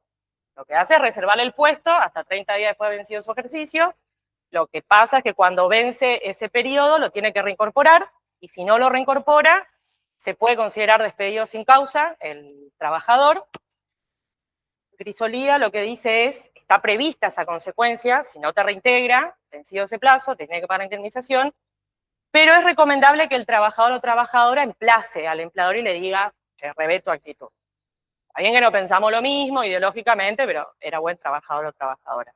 Antes de ponerse en una situación de despido en directo. ¿Sí? Eso ya es grisolía. La consecuencia acordada es que se puede considerar despedido. Esto para cargos electivos, nacionales, provinciales, etc. Ahora, para licencia gremial, lo que pasa es que no siempre aparece, o sea, no me voy a perder. En este caso, cesan prestaciones, el trabajador ya no pone su fuerza de trabajo a disposición, dependiendo qué situación se vea el delegado y el empleador no da ocupación y remunera. ¿Por qué hago esta aclaración? Porque la licencia sin goce de haberes en estos casos se da solo cuando el cumplimiento de ese ejercicio de representación sindical no le permite cumplir simultáneamente con sus obligaciones contractuales. Es decir, lo designaron en Buenos Aires como delegado, como representante de Misiones. ¿Sí? Bueno, ahí no está, le debemos la licencia sin goce de haberes. Ahora, si es un delegado de empresa, está en la empresa. Entonces ahí va a seguir trabajando, le va a pagar el sindicato por el cual está ahí, pero está en la empresa. ¿Sí? Por eso es la diferencia. Y otra diferencia es que si bien también le debe la reserva del puesto, recordemos que estas personas tienen una protección, una tutela especial. Entonces, el 217 no solo prevé estos 30 días de reserva de puestos posteriores al ejercicio del trabajo, sino que aparece la tutela del 52 de la propia ley de asociaciones.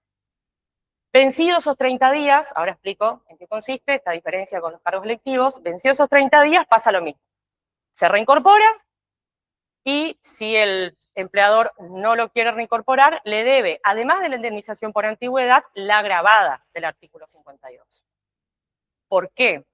Porque esta tutela del artículo 52 está permanentemente en cabeza de la persona desde que es elegido. Y tiene una estabilidad de un año posterior a que termina el ejercicio. Entonces tenemos la protección del 217 de 30 días de vencido el puesto, pero además tenemos la del 52. Con la del 52 lo que hacemos es, mientras está ejerciendo la función como representante gremial, lo que el artículo 52 de esta tutela sindical especial, lo que le acuerda es que no lo echen, no le cambien las situaciones contractuales, no le reduzcan salario, no le modifiquen las condiciones, nada. O sea, eso lo protege al margen del 217. Ahora, y le prevé que cuando vuelva al puesto esté. Entonces, si el delegado, digo delegado como ejemplo, pasan esos 30 días, se reintegra, no lo quiere reintegrar, además del 245 le debe la agravada, que es el tiempo que falte para estos casos, para llegar a este plazo del año que le acuerda la tutela del artículo 52. En eso va a consistir esta indemnización agravada. ¿Sí? O sea, van a ser, no sé, 11, 12 salarios más, básicamente. Y esto, Grisolía agrega, en realidad, antes de hablar de todas estas consecuencias, dice, bueno, vencieron los 30 días, el trabajador o trabajadora terminó su representación gremial, no apareció más a trabajar. No me dijo nada, no me avisó nada, y yo no le dije nada, que ni venga. Que ni venga.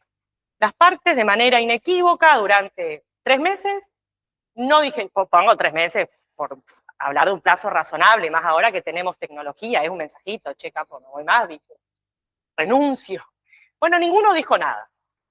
Me fui a la OIT, me voy en representación, doy por sentado, y en ese caso se va a producir la extinción del contrato, una de las previstas, que es la, ¿cómo le llaman? Es el tácito, pero ¿cómo le llamamos el abandono renuncia? Bueno, es esto, después van a ver bien con el profe. Pero en este caso, vence el plazo, el trabajador no se reincorpora, el empleador no dice nada, se entiende que hay una conducta de parte de las dos que no quieren seguir con la vinculación, ¿sí? Fuera de eso, viene todo esto que les dice, o te reincorporan o te pagan 245 más agravado, ¿sí? ¿Se entendió esto? Y esto es importante porque cuando por ahí preguntamos suspensiones por cargos, se pone cargos electivos y gremiales y nos hablan solamente de los electivos. Y me importa bastante, no, mira, todos son importantes, pero este tiene estas características particulares. Sí, hay lo que dice, van a ver con el profe los modos de extinción, o boda 245 el lunes que viene. Y después modo de extinción. Ah, bueno. Vamos a ver qué pasa con la... Bueno, modo de extinción, van a ver la clase que viene, y esto le preguntaba, esto se llama mutuo acuerdo tácito, que es el segundo párrafo del 242, donde no hay una expresa voluntad, no nos juntamos vos y yo y ponemos en un papel, no, ahí ya sería renuncia, pero acordamos terminar el vínculo. Renuncia ya tiene otras características, es una decisión. Los hechos se entiende que las dos... Esto sería el mutuo acuerdo tácito. Y ahí no le debería, porque no hay reclamo a ninguna de las partes. ¿Sí? Igual, repito, habrá que ver en el caso, habrá que ver el plazo que pasó, porque si pasó, al doctor tuvo un caso que pasaron como 20 años y reapareció un día el trabajador y le dijo, mi puesto. O sea, posta, esto es real, ¿eh? Ay, esto es real. Sí, caso... Había bueno, continuado... perdón, voy a terminar. Después son todos cuadritos. Ah, no, me faltaba estas las especiales, por hijo, maternidad, etcétera, que eso no me voy a detener. Y ahí vienen los cuadritos. Sí. Tuki. Sí. Sí, es lo que distingue al cargo electivo. En el caso del cargo electivo, vos sos electa, intendente, concejala, lo que fuera, no vas a estar en tu lugar de trabajo. Entonces te guardan. Acá va a pasar eso si tu representación gremial, tus funciones como representante gremial, lo tenés que cumplir afuera del establecimiento. Ahora, si sos delegado de empresa, estás en la empresa. Entonces ahí la licencia no te va a corresponder. ¿Sí? Eso lo vamos a ver cuando veamos sindical, el tipo de representación. La diferencia entre delegado gremial y representante sindical, que no son lo mismo, cuáles son las funciones que tienen, que justifica que uno tenga licencia y el otro no. Perdón, y acá la aclaración, está bien la pregunta de la compañera, es efectivamente que esta función que ejerce como representante le impide simultáneamente cumplir con sus obligaciones en la empresa. ¿Sí? Bueno, preguntas. El cuadrito es un resumen después de lo que fuimos viendo. Por ahí.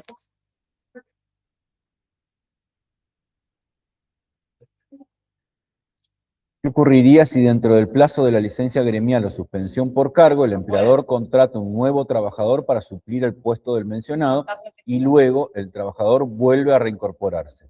¿Debe indemnizar a alguno de los dos?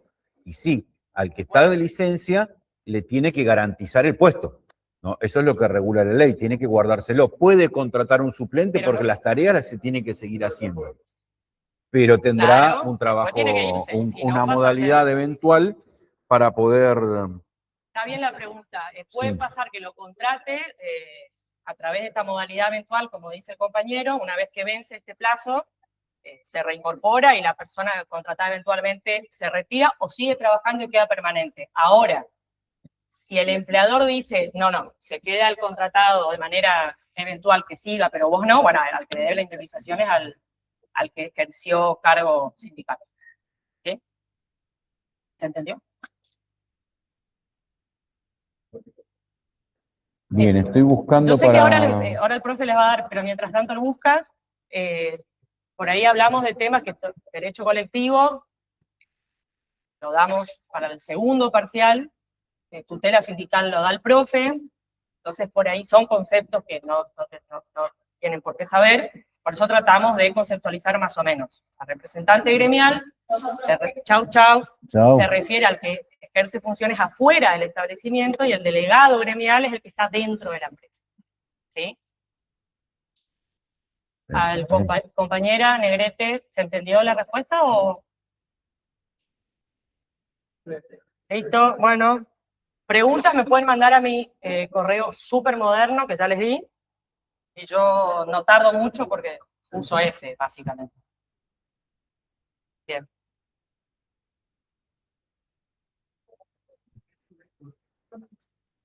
Intento encontrar para compartir y no me parece. ¿Sabés dónde, en qué, alguna plataforma? ¿Al público? Ah, mira. ¿Cómo es el nombre? Bien, me gusta todo esto. Sí.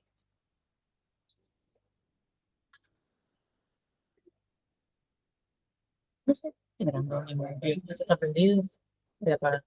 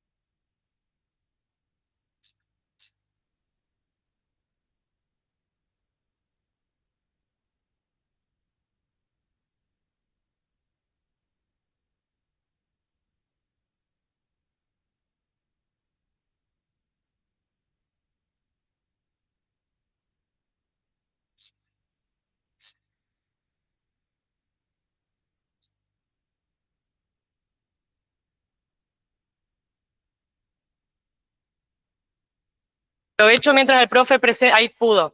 La compañera se acercó a preguntarme el tema de la rescisión del contrato, el despido antes de tiempo en el contrato por temporada. Si ya no estaba más daños y perjuicios, no. Ojo con las guías. No porque sean malas, sino porque son guías. Y segundo, porque la ley vino después. Así que recomendación, el PPT y ley en mano. ¿Sí? Porque incluso ni siquiera está la reglamentación. Así que, bien. Bien, bueno, medio rápido porque tenemos poco tiempo y igual tampoco voy a profundizar demasiado en esto. Está muy bien desarrollado en esta filmina que hizo el profe Garavito sobre procedimiento preventivo de crisis, pero queremos profundizar un poco sobre de qué se trata y por qué es importante. Ya expliqué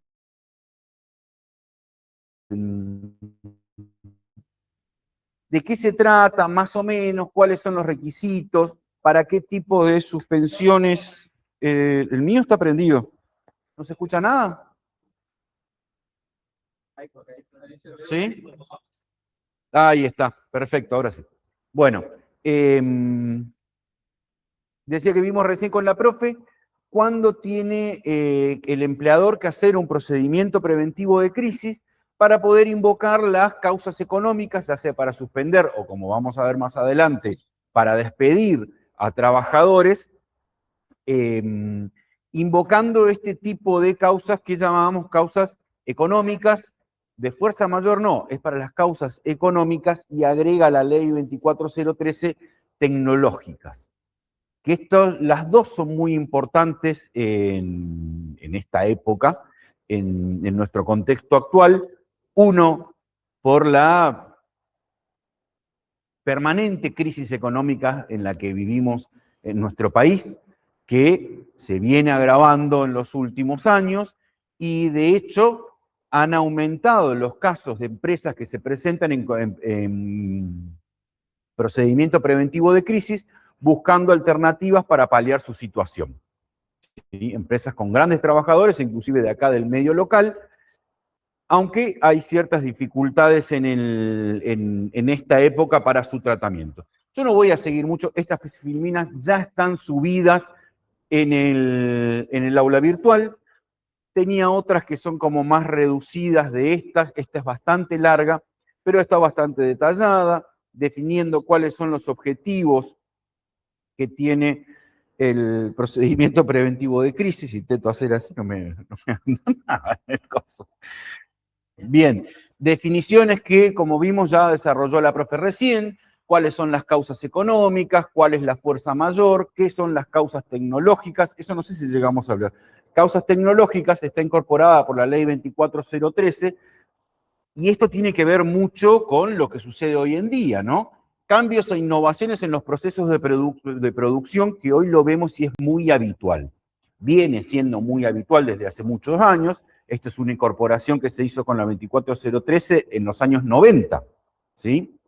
Pero hoy, con el avance que tenemos en muchas actividades, hoy con la inteligencia artificial, con los procedimientos de robótica, las distintas automatizaciones, ya lo veíamos antes en las plantas industriales de empresas, por ejemplo, en la industria automotriz o en muchas otras tipos de industrias, donde se pasaba de aquel modelo fordista de producción a un modelo ya más segmentado y con avance en la robótica, en la automatización de las líneas de producción, donde se quitaban trabajadores. Bueno, para hacer este cambio, que teníamos que deshacernos de trabajadores que teníamos contratados en relación de dependencia y reemplazar a 3 trabajadores que me cubrían en un puesto de trabajo el turno de un día, los reemplazo con un brazo robótico que me hace todo el tiempo que yo le pido y sin ningún tipo de error en el desarrollo de la tarea,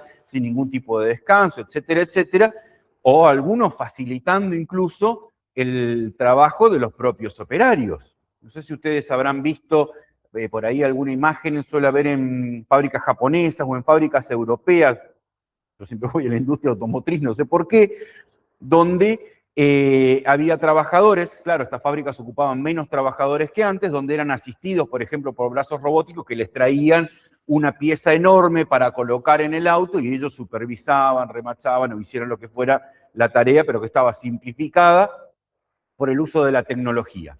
Estos son los cambios. Hoy lo vemos con los trabajos en plataformas, ¿no? Lo que antes podía ser una gran actividad, por ejemplo, en taxis, hoy la actividad de los taxis se ve disminuida y se han volcado muchos a Uber. O en su momento, cuando aparecieron los remises, también hubo un cambio. No sé si era un cambio de modalidad, no tanto como un cambio tecnológico, que hoy sí vemos en la programación. En programación hoy se está hablando de que el futuro de los programadores va a ser supervisar a las IAs. O sea, aquel que sabe promptear mejor para poder y supervisar qué es lo que arma en el código la IA, porque la IA te puede armar cualquier cosa. Pero la programación básica ya no la va a hacer un programador junior, sino que van a ser senior que van a hacer esto. Todos esos cambios pueden influir en mi modelo de negocios, en cómo lo desarrollo, y yo necesito tomar para poder enfrentarlo sin tener que asumir un gran costo, ¿no?, en este cambio tecnológico que voy a realizar. Para esto, bueno, como decía la profe, tenemos que estar excluidos respecto de la culpa o el dolo, esto de que no le sea atribuible al empleador las causas por las cuales recurre a este procedimiento preventivo, y debe respetar siempre el orden de antigüedad y carga. Sobre los trabajadores excluidos, ya nos habló también la profe, quiénes son los tipos. Yo voy a ir pasando esto, buscando y tratando de ir más que nada a cuál es el objeto, evitar despidos masivos y fomentar la negociación para buscar una solución en esto, que está fuera de mi alcance como empresa gestionarlo, no me es atribuible a la forma en la que yo gestiono la empresa, pero necesito encontrar una solución porque no puedo continuar con esto. Normalmente, ¿qué sucede? Cuando nosotros, el empleador quiere recurrir al artículo 247 porque se va a presentar un concurso preventivo o como medida para evitar llegar a un concurso preventivo, recurre a este tipo de procedimientos para buscar un acuerdo con los empleados, con la intervención del sindicato, para buscar soluciones. Y para eso propone distintos tipos de soluciones que buscan la negociación. Nos vamos para adelante. Normativa aplicable. Va a depender de la envergadura de la empresa, ¿no? En general está regulado en la LCT, como dijo también la profe, decreto 328 para los que tengan hasta 50 trabajadores, los que superan de 50 trabajadores, de acuerdo a los escalones que va teniendo la Ley Nacional de Empleo, la 24013, y los distintos decretos reglamentarios que hacen que valgan. ¿Quiénes van a poder ir a iniciar el proceso preventivo de crisis? De acuerdo también a qué tipo de empresa. Una pequeña empresa va a ser el empleador. Si es una empresa grande, lo puede pedir también la asociación sindical. ¿Qué tipo de medidas se están buscando evitar? Medidas que afecten a gran cantidad de trabajadores, ¿sí? Que yo despida 1, 2 trabajadores no justifica que vaya a un procedimiento preventivo de crisis. De acuerdo a la cantidad de trabajadores, dejó de funcionar, a la cantidad de trabajadores. Bueno, vos me vas pasando. Sí, pero no sabemos si está acá esto. Porque... Ahí está. A ver, ¿dónde está? De las causas, no, quiero encontrar, tenía un cuadro con la cantidad de trabajadores. Sí, vos ya viste también. De acuerdo al porcentaje de trabajadores que afecta la medida y según la cantidad que tengan, mientras más grande la empresa, menor porcentaje de trabajadores que tiene que afectar, que buscamos recurrir a estos procedimientos de negociación.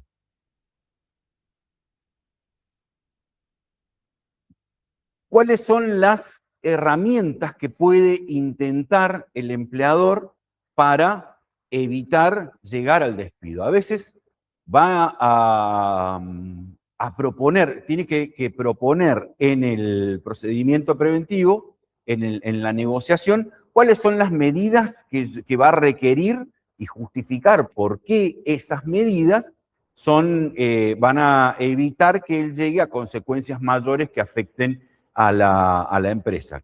En general, ¿qué dicen? Yo me voy a tener que presentar en concurso porque yo no puedo sostener este sistema de gastos en mi empresa. Uno de los costos que tengo en la empresa es la mano de obra. Debo reducirla. Yo no puedo darle trabajo porque no tengo demanda de mi producción a la cantidad de empleados que tengo. Necesito reducir en algún modo la planta. Para esto normalmente se comienza con suspensiones, como decía la profe hoy, programadas, buscando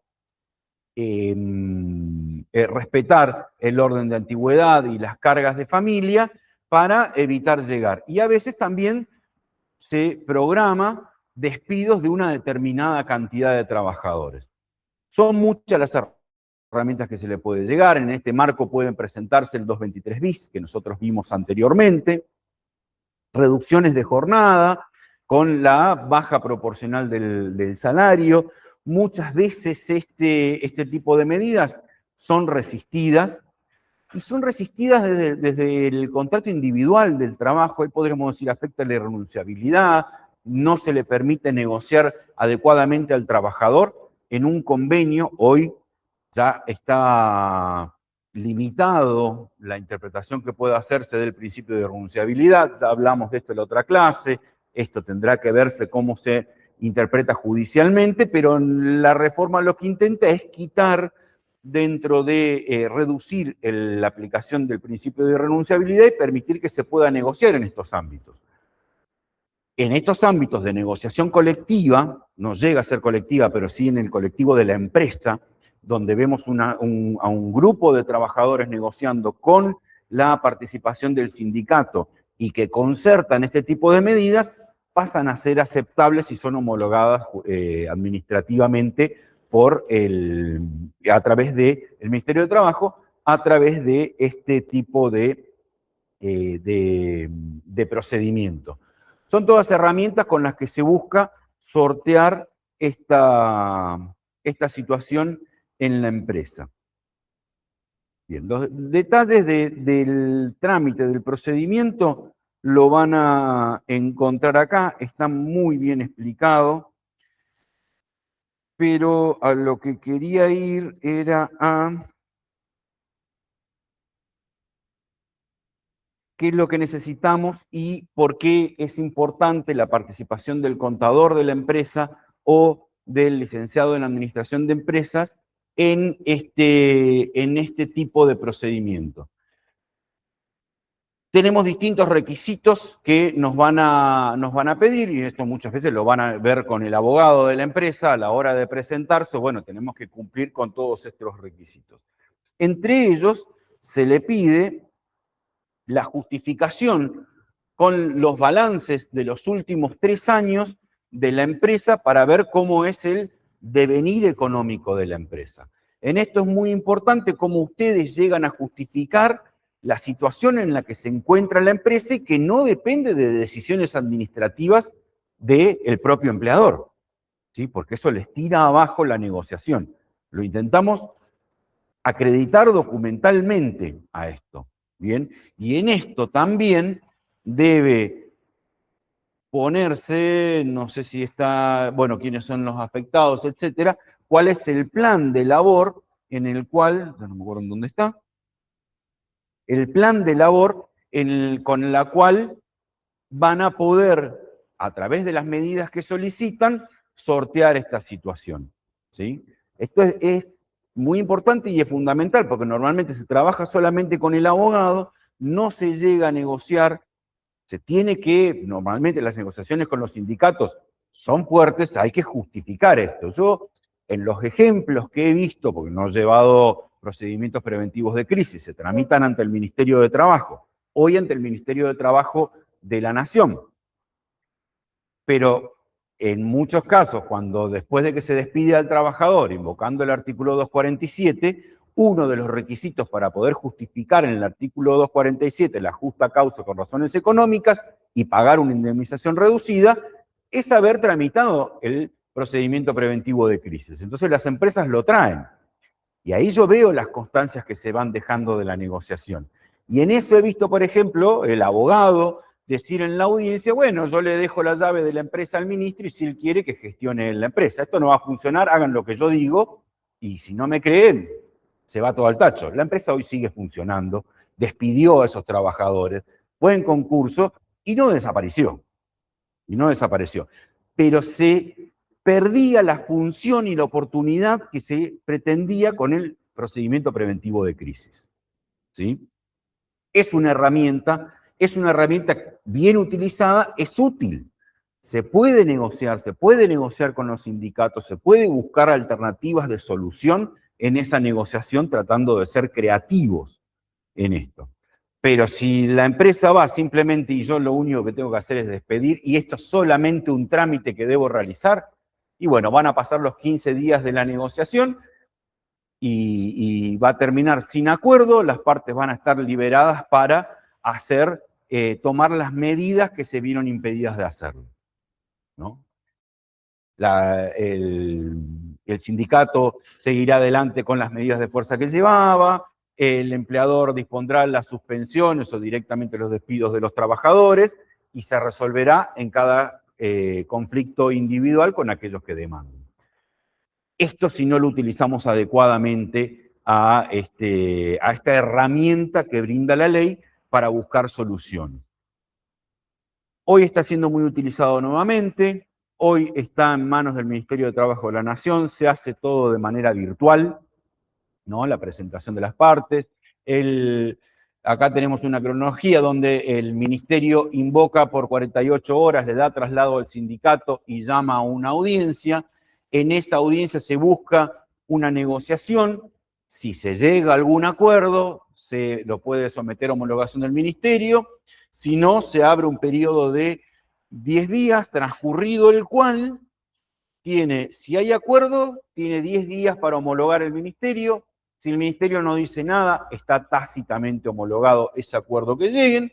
Y si no, cada una de las partes puede llevar adelante las medidas de fuerza. Las medidas que habían sometido al procedimiento. De acá, siempre en la casuística encontramos un montón de situaciones. Yo recuerdo haber tenido un caso, por ejemplo, donde el procedimiento fue exitoso, el procedimiento funcionó, se logró acuerdo con el sindicato, se estableció un cronograma de suspensiones de trabajadores, ¿no? Donde iban a ir rotando por grupos en los cuales percibían un acuerdo tipo 223 bis, el resto seguía trabajando y así durante un periodo la empresa logró superar la crisis relativamente porque unos cuantos años después, creo que habían sido 3 o 4 años después, se terminó presentando en concurso preventivo, pero antes intentó ocupar aquel acuerdo para justificar el despido de trabajadores que estuvieron incluidos en aquel acuerdo. Y la resolución judicial fue, no, mire, usted no puede invocar aquel acuerdo que estaba cumplido, donde se analizaron y se acordaron determinadas medidas, para después pretender tomar otras medidas que no habían sido consideradas ahí, y una vez ya cumplido todo aquel acuerdo. La empresa debió presentarse un nuevo procedimiento de crisis porque ya había vencido aquel que se había acordado, se habían tramitado. Lo que tenía, si no le alcanzaba, tenía que volver a intentarlo. En definitiva, vean después el detalle en la filmina, es muy larga, no nos va a alcanzar el tiempo para ver todos los detalles, tenemos acá las facultades del Ministerio, cómo se hacen las suspensiones, cuáles son las obligaciones de cada una de las partes, ¿no? Cómo se hace el trámite, las páginas donde deben ingresar para hacerlo, bueno, etcétera. Está muy bueno el trabajo que ha hecho el profe, ¿sí? Y es muy útil. No quiero profundizar ya por la hora que tenemos, así que encima con este día ya somos poquitos. Así que bueno, véanlo después. Creo que lo principal, más o menos rápidamente, muy rápidamente, logramos cubrir sobre los distintos aspectos del procedimiento preventivo. Nos vemos la próxima clase.